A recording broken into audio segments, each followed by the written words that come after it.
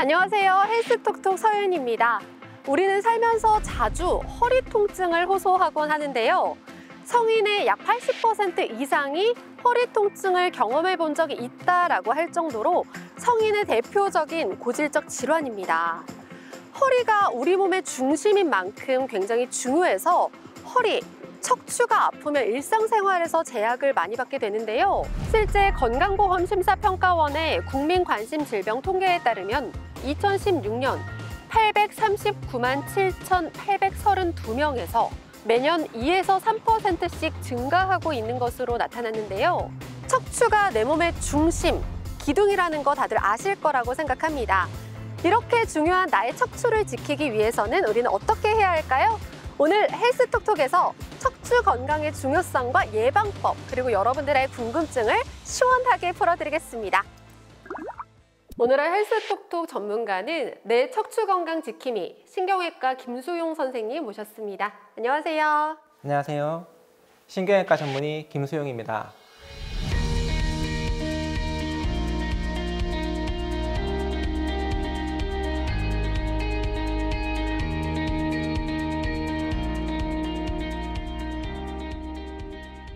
인구의 80%가 허리 통증을 경험해 본 적이 있을 정도로 허리 건강, 척추 건강 안 좋다 하시는 분들이 많은데요.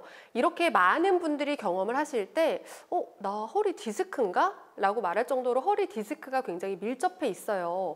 선생님, 허리 통증을 경험하신 분들, 그리고 지금 허리 통증을 겪고 계신 분들 중에서 어떤 허리 질환으로 통증을 경험하시는 분들이 많으실까요?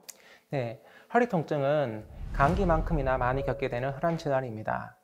나이가 들면서 발생하는 대표적인 퇴행성 질환 중에 하나인데요.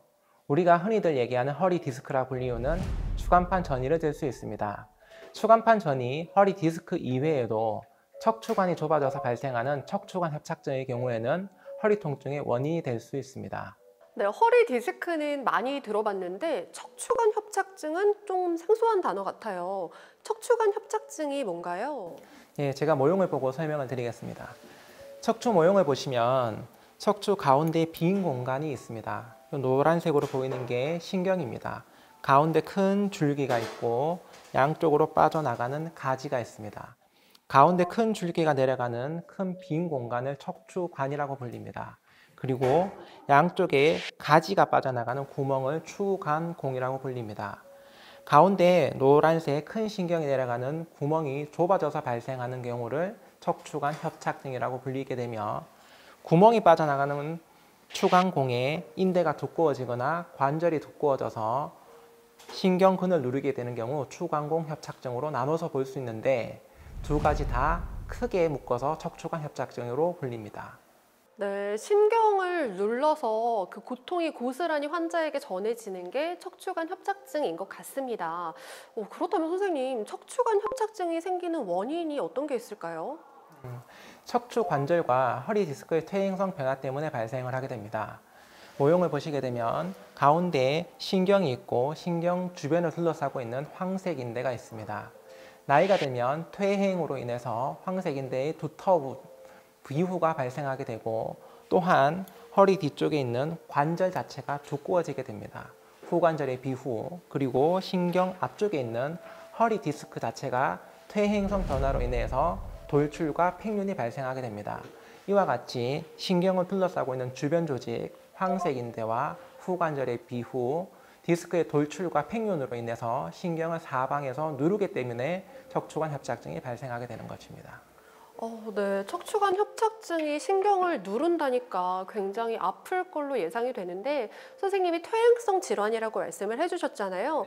혹시 퇴행, 그러니까 나이가 들수록 생기는 거 말고 조금 더 비교적 젊은 나이에도 생길 수 있나요?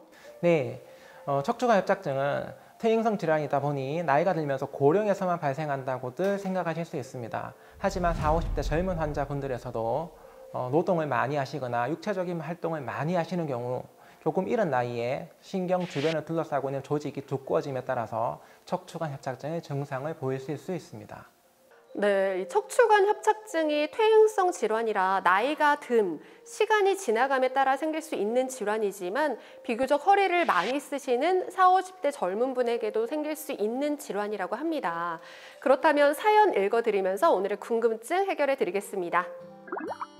40대 직장인 김모 씨는 지난해 10월부터 허리 전반적으로 심각한 통증을 느끼기 시작했다는데요. 500m도 채 안 되는 거리를 10번 넘게 가다 쉬다 하는 건 물론 앉아있기도 서있기도 힘든 상태라고 합니다. 결국 척추 전문 병원을 찾은 그는 척추관 협착증 진단을 받았는데요. 하지만 주치의로부터 아직 수술이 필요한 단계는 아니라는 말에 안도의 한숨을 내쉬었습니다. 선생님, 그러면 앞으로 이 김 씨는 어떤 치료를 받게 될까요? 네, 주사치료와 약물요법을 병행하는 방법을 우선 시행해 볼 수 있습니다. 환자분이 병원에 내원했을 경우 우선 엑스레이 검사를 시행하고 환자분이 통증을 호소하는 피부 분조를 정확하게 확인한 다음 어느 부위에서 척추관 협착증이 있는지 대략 위치를 예측해 볼 수 있습니다. 그 적절한 위치에 맞춰서 신경차단술, 주사치료와 약물요법, 견인치료를 병행함으로써 통증이 경감된 상태로 일상생활 및 생업에 복귀하실 수 있게 됩니다. 네, 다행히 김모 씨는 수술까지는 필요하지 않은 상태라고 하시는데요. 하지만 좀 심해서 수술을 해야 한다라고 하시는 분들에 의해서는 어떤 수술적인 방법이 들어갈까요? 척추관 협착증에 의한 수술은 두 가지 나눠 볼 수 있습니다. 가운데 척추관을 둘러싸고 있는 황색 인대와 두꺼워진 경우 신경을 둘러싸고 있는 주변 조직을 제거해서 척추관을 넓혀주는 감압술을 시행할 수 있습니다. 하지만 환자분이 척추 불안정성이 동반되어 있고 신경 가운데 큰 줄기뿐만 아니라 가지가 빠져나가는 구멍인 추간공까지 같이 협착이 동반되어 있는 경우에는 척추 분절에 나사못으로 고정을 해서 시행하는 유압술까지 시행을 해볼 수 있습니다.